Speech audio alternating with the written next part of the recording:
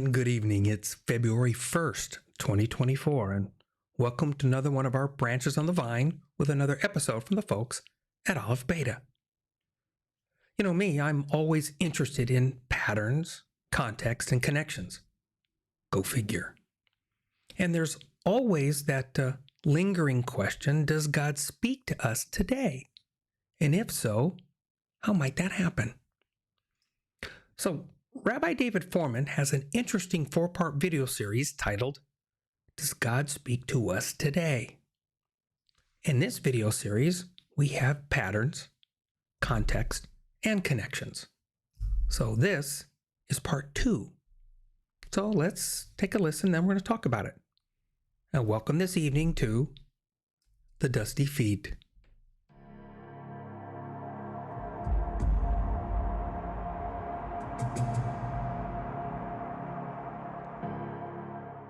And of course, before we forget, if you find these kinds of podcasts useful, that's when you click the subscribe button. The reminders, they just help you. But also, you think these might be useful to others, that's when you click that like button, because that is the way that YouTube chooses to share these to more people, if they wish. Does God speak to us today? Dreams, coded messages from heaven? So let's take a listen and see where we might connect with this. Hi everybody, this is Rabbi David Fohrman and welcome to Parshat Miketz. You are watching Aleph Beta. Last week I left you with a bit of a puzzle. We were talking about how God might be able to speak to us without actually speaking. And we were looking at how it was that Joseph interpreted Pharaoh's dream. Joseph says it is God who tells him what the dream means, and yet God didn't say anything.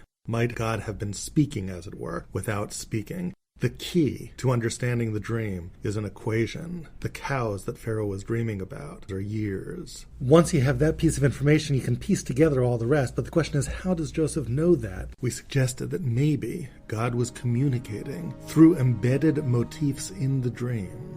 Images, words, ideas that resonated with Yosef's own experience. And maybe once you add up those details, somehow they equal this idea that cows equal years.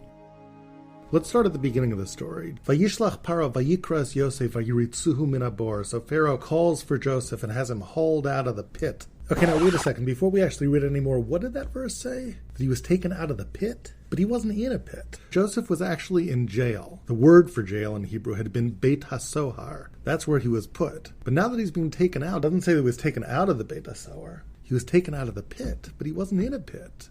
Oh, he wasn't in a pit now. Was Joseph ever in a pit? He certainly was. 13 years before this, his brothers had thrown him in one.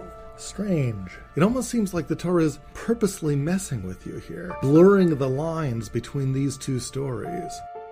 Back to the story. Yosef is hauled out of this bore, this pit, vayigalach vayichalef simlotav. So he takes a haircut, and then he gets a change of clothes. He gets out of his prison clothes and puts on nice new clothes.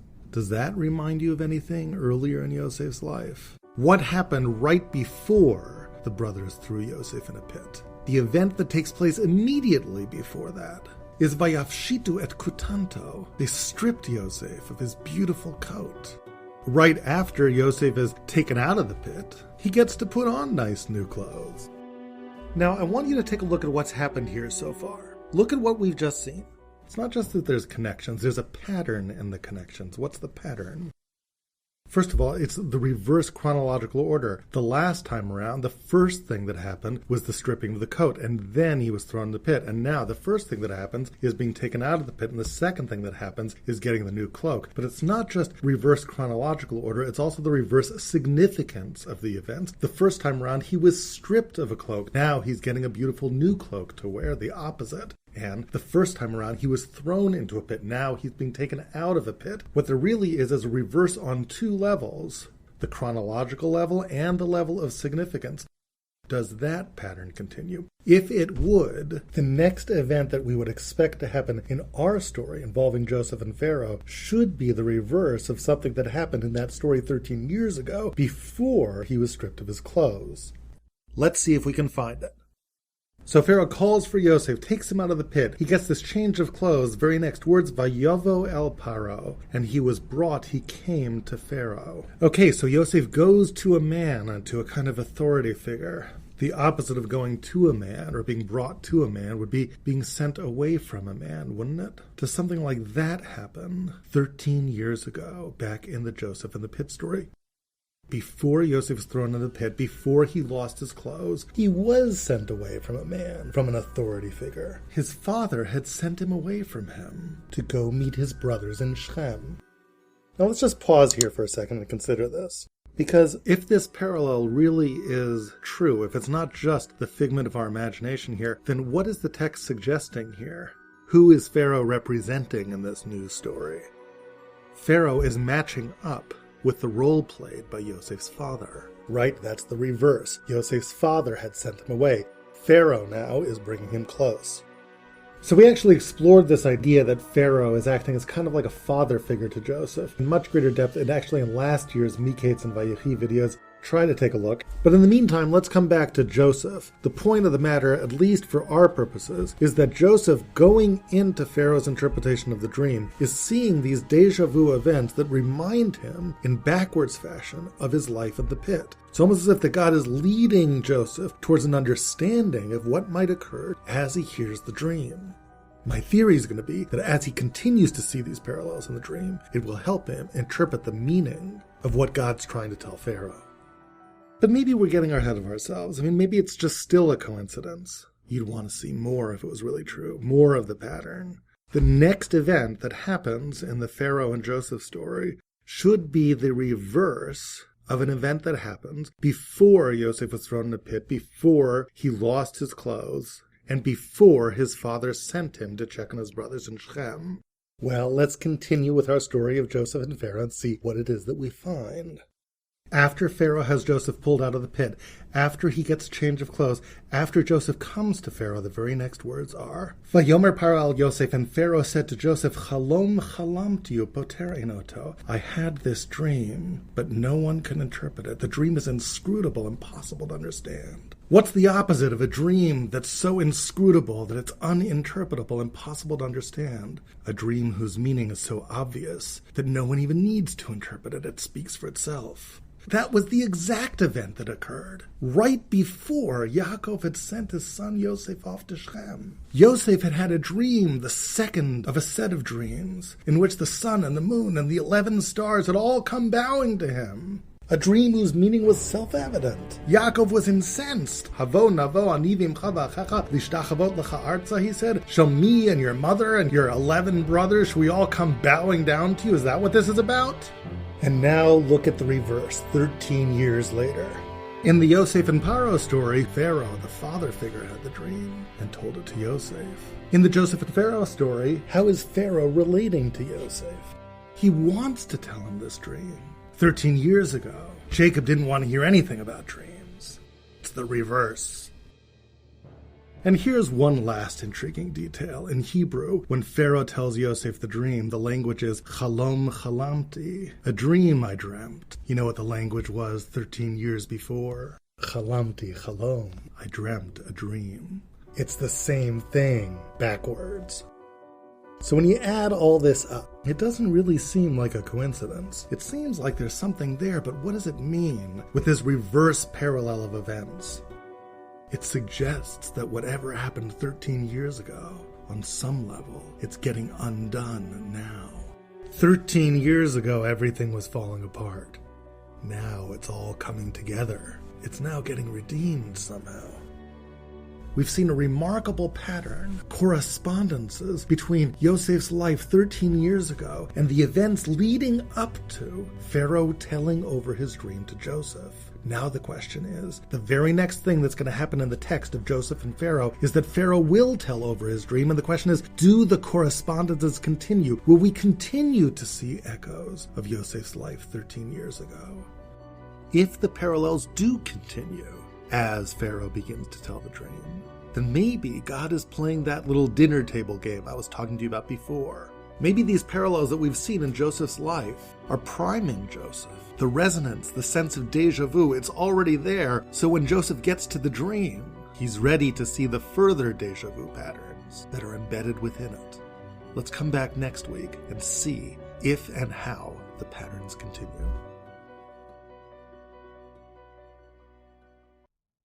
I love these videos. Excuse me. I was chuckling because as I was recording this series, I'm also in an Eat This Book series at Outside the Class, and we're reflecting on the Joseph story. And yet we didn't talk about the dreams. So I found it unsurprising that this will fit nicely in a place that tags along, as it were, yeah? So how can God speak to us without actually speaking? So it seems a question that's not as uncommon as one would suppose. And there's something that we noticed in the other series, God Brings Life Out of Death episodes, that we make mention that there, in this particular Joseph story, there's not any real active participation with God. That Joseph's story does not involve any dialogue, any pleas, any prayers to God, or God telling Joseph anything, even in relation to the first dreams of Joseph. Yet, when we're here, Joseph makes the point that the dreams are for God to decide the meaning. If there was one, God's going to make it clear. Maybe that's why we don't hear with the initial dreams, because maybe the meaning, maybe it's not so clear, and the folks are left grasping, as it were. Just follow me. So the rabbi puts forth an idea that the elements in the dreams, that they're going to resonate with the person who understands them, right?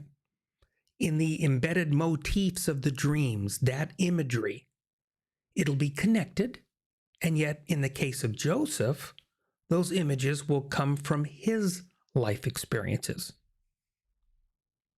So with that, a life given by God, and yet at times we, for instance, in our lives, we have no idea why our experiences or interactions, or where or why they are. Maybe there's a possibility that maybe a later dream or someone else's, it'll be possibly grasped. Maybe if not by you, at least it could be by another. We don't hear the words, God told me to tell you this. We hear that from the prophets. We don't hear it from Joseph. All we hear is merely that the dreams are God's domain. And our lives, they definitely are God's domain. And the greater tapestry of the story of the kingdom of God, well, we just want to be a part of that domain. There's a lot going on in the Joseph story. We have choices, we have changes, we have redemption. And we have a chiastic structure of given a coat, stripped of a coat, put in a pit, removed from a pit, given a coat, stripped of a coat, put in a pit, removed from a pit, given a coat again. The rabbi brought up the point of a pattern that had come up, the beginning of the journey with, and the point that we're up to in the story, are the coats of Jacob and Pharaoh, right? But like I just mentioned a bit ago, if you noticed, I did mention 3 coats. And like we talked about in part 2 of God Brings Life Out of Death, I'm not as convinced of the view of Joseph in the Technicolor dream coat. I am more and more compelled about a long-sleeved coat, a coat of importance, a coat of recognition. So we'll work with me here. Jacob gives Joseph a coat, because if he gives him just a pretty coat, I'm not compelled that it would have caused as much resentment with his brothers, right? But a coat of importance, of recognition, and maybe of a station that is not his, at least as the very younger son, that that can build resentment. So, coat one from Jacob, stripped from him by his brothers, tossed into a pit, removed from the pit, sold to merchants. Coat two from Potiphar. A coat very much appropriate of his station, since Joseph is given full reign in Potiphar's household. I want you to hear the next part and see the connection. But this time, instead of Joseph being given a coat that is above his station, it's very much a part of, in a sideways kind of view.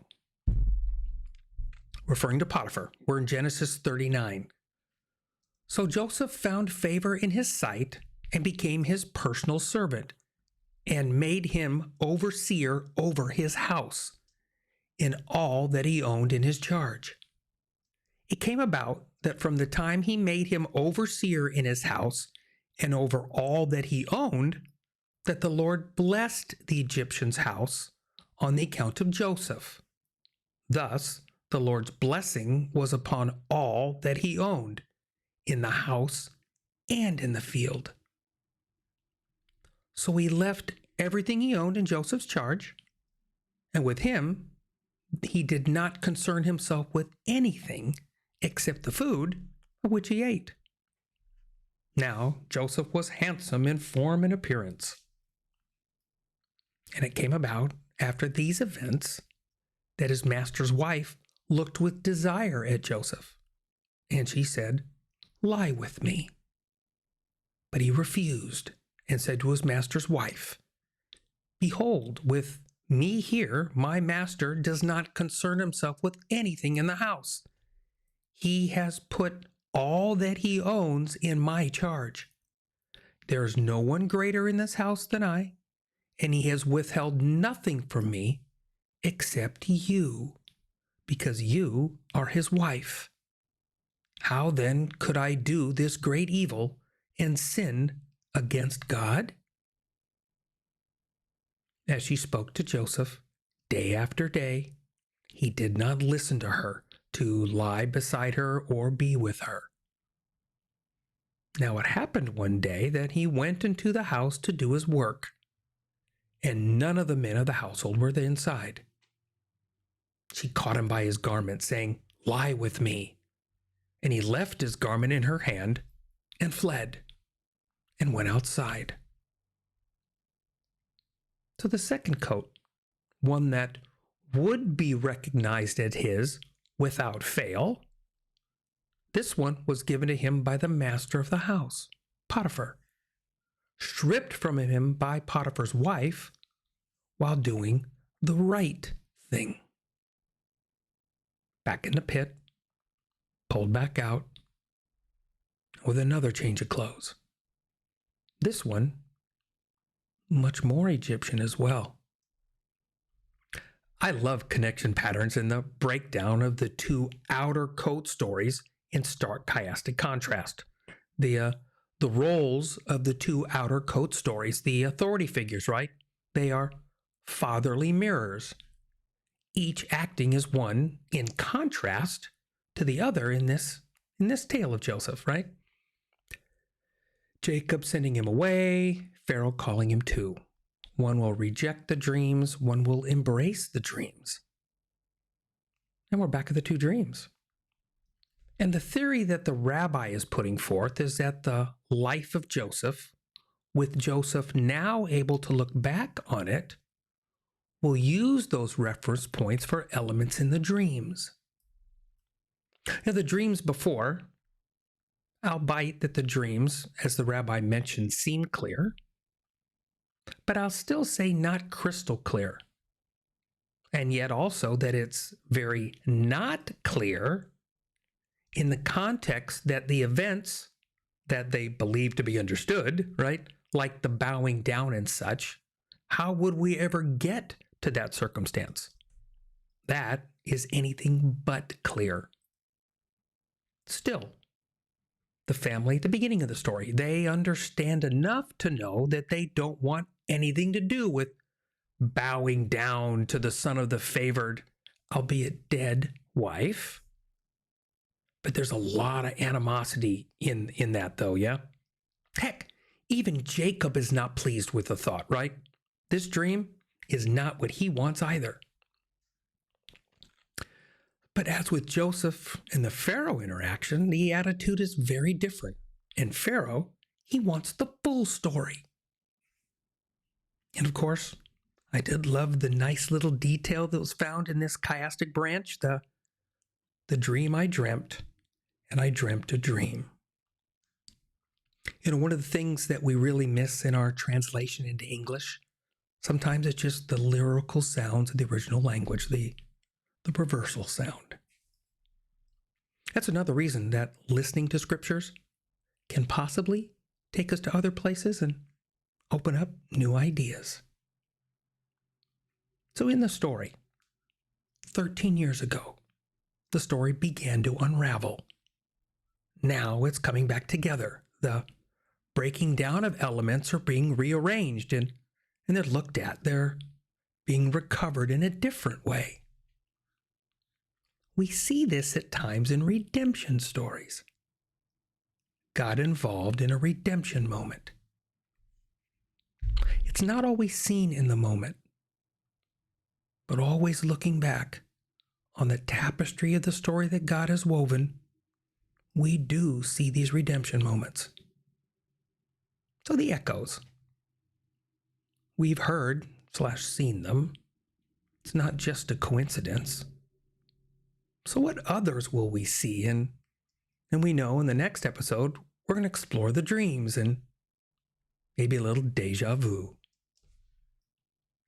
So on part 3 of this series, Does God Speak to Us Today? We're going to explore understanding Pharaoh's dream. So thank you for being with us tonight on another Branches on the Vine with the Aleph Beta and Rabbi David Fohrman on the Dusty Feet.